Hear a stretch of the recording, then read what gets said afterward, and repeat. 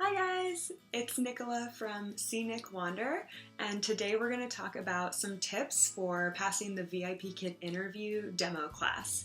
Throughout the video, I'll use the term interview and demo class, but they mean the same thing. It's just kind of your first step in actually showing what you can do as a teacher in the interview process. So you're not going to be asked a ton of questions. It's mostly going to be how do you teach the demo class slides.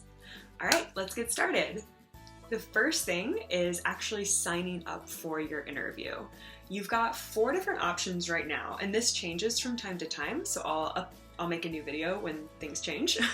But right now, you can choose to either do a live interview, and that's where you will schedule a live call with an actual VIPKID employee in China, and they will pretend to be a 5-year-old student, and you will teach the lesson to them while they respond as a student would. There's also a recorded demo. This is really good if you have kind of a busy schedule and don't think you can sit down at a set time with someone. So this you can do on your own schedule. You will just log into the teacher portal, record yourself teaching the demo lesson, and you can actually record yourself doing it several times and they'll use your best take, which is really nice. There's a new option called the Smart Demo. This is really quick. You can actually do it on your phone using the app.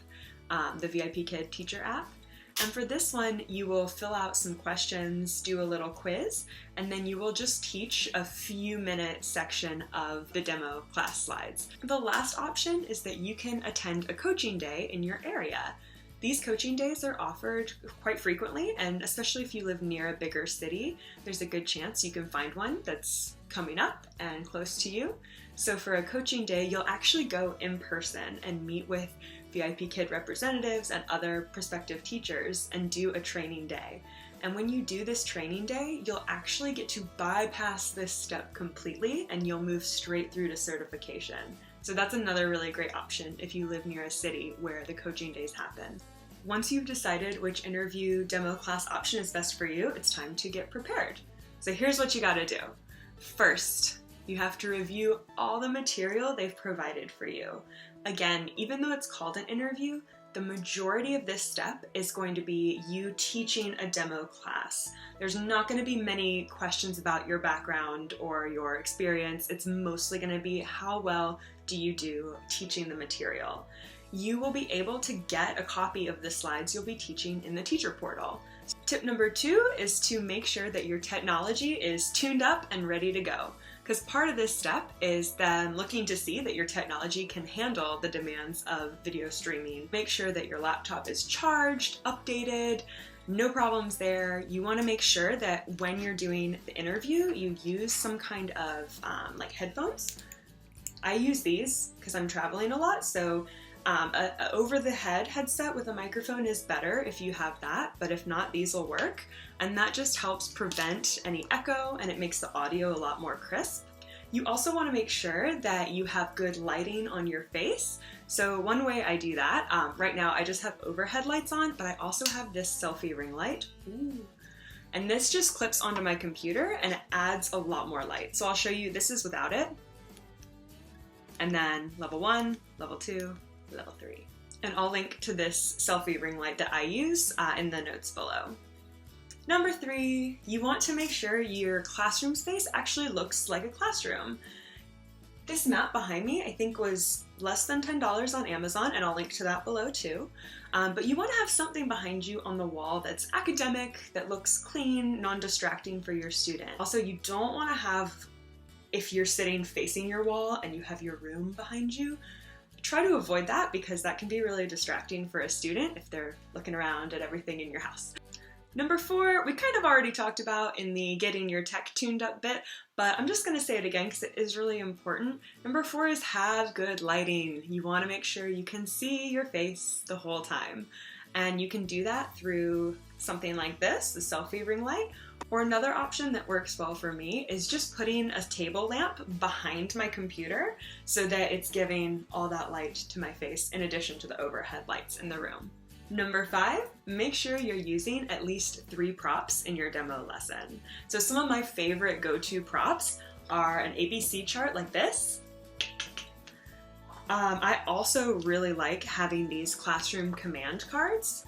These are really helpful for a brand new student who might not know words like circle, and having a visual really helps, especially because you can kind of show and then draw on their screen so you can see circle. And this helps for just giving instructions and making yourself more clear. Another prop that's really good to have during the interview phase is a set of ABC flashcards. Oops. These came from Target. I think they were maybe $1 in the back to school stuff. And right now, the VIPKID interview is about feelings. It does change from time to time, so it might be different by the time you're seeing this video. But for right now, one of my favorite props for the interview is these little emoji guys. You have happy, sad, and angry, and these are really helpful for practicing vocabulary with the student and just talking about the new vocabulary in the lesson. You also want to use a reward system during your interview. This is something you use to keep the student engaged and encouraged as you're moving through the material. So the way this works is every slide or so, maybe once per slide, when your student does a good job, you will give them a reward. My reward is a bowl of ice cream. So when they do a very good job on their new vocabulary, I'll take my ice cream scoop and add it to the bowl, and so on. And we'll add, and I have like lots of other ice creams and things to go in there, but by the end of class they will have built the whole ice cream sundae and they can celebrate and we can eat it together. Yay! And if you're interested in this particular reward or the other props I've mentioned in this section, I have an Etsy shop where you can actually buy these exact rewards to use for your interview. So I'll link that below as well. Number 6, you want to look the part for your interview. For VIPKID, it's not required that you wear orange, but it is a nice gesture if you can wear an orange shirt because it shows you're just ready to go, you're ready to be part of the team. If you don't have an orange t-shirt, that's fine. Just make sure that your shirt is solid color without a lot of distracting patterns or designs. Sometimes those can look a little funny in the webcam also. Number 7, this one is super important. Pacing is always a big thing that is looked at in the interview, and that means that you want to be hitting about 1 slide per minute.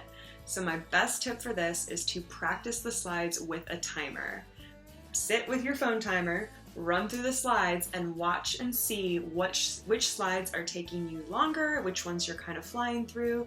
You want to come out right at the end of the target time, and you want to be hitting about 1 slide per minute, and a timer is a really great way to practice that. Number 8, on a similar note, practice with another person. This is so helpful, especially if you're planning to do the live interview, because that person can pretend to be a 5-year-old student and you can get a sense of the pacing and things that maybe you aren't explaining clearly, and it just really helps you get a sense of what the interview will be like in real time. Number 9, make sure you are always encouraging your student to speak in full sentences. Full sentences are the target of VIPKID starting from the very beginning. What this means is if you say, "How old are you?" and they say, "5," you want to encourage, "I am 5. I am 5." So make sure you are always trying to get that full sentence response from your student. Number 10, make sure you're speaking slowly, but still naturally. You don't have to talk like this in your interview, but you should speak a little slower than you would if you were talking to your friends, because we tend to speak faster than we realize. Number 11, correct errors gently. Remember that your students are young and they're learning a new language, which is hard. So it's important that if they make a mistake, we do correct, but we also correct in a way that's very friendly and loving. If a student makes an error, for example, if you're trying to teach them cat and they say Kate, say cat. Cat, cat, cat. Good job. Just repeat the word correctly until they start repeating you correctly, and then reward, reward, reward. Give them all the ice creams, celebrate when they get it right, rather than saying, "No, that's wrong." Number 12, total physical response. This means that you are talking with your whole body. You're using your body language to communicate what you mean. Some common TPR is using the pointing to yourself when you're talking, and when you're listening for an answer, point to the student and cup your ear so they know that you are looking for them to respond. Another little trick I like to use for doing conversations, because sometimes you'll have a question and you're trying to get the student to answer, is having two little finger puppets or dog toys or whatever you have like this can really help. What's your name? My name is Tom. What's your name? Good job! That way your student gets to see a little example. Then your body language shows them what you want them to do. Number 13, 3 is the magic number for how many times you want your student to be repeating new vocabulary words and new sentences. So if a vocabulary word for the lesson is happy, we want to make sure our student is saying happy 3 times on the slide where they learn it to practice. My favorite trick to help with this is using the fingers to count. Happy, happy, happy, happy. This helps your student practice more than once, and they're more likely to remember it moving forward in the lesson. Okay, so that's all the tips I have for you for today. I hope this has been really helpful as you prepare for your VIPKID interview. If you found this video helpful and want to use me as your referring teacher, my code is NICOL0117, and I've got that linked below as well. The other thing you can do if you want more information, I actually write a blog about teaching online while traveling, and you can check that out below. There's a lot of resources on there for your VIPKID application and how you can take VIPKID with you to travel the world if you're interested in that. So make sure you give that a look below. I've also got links to my prop shop, which has these fun props and many more. And thank you so much for joining. I hope to see you again soon. Bye!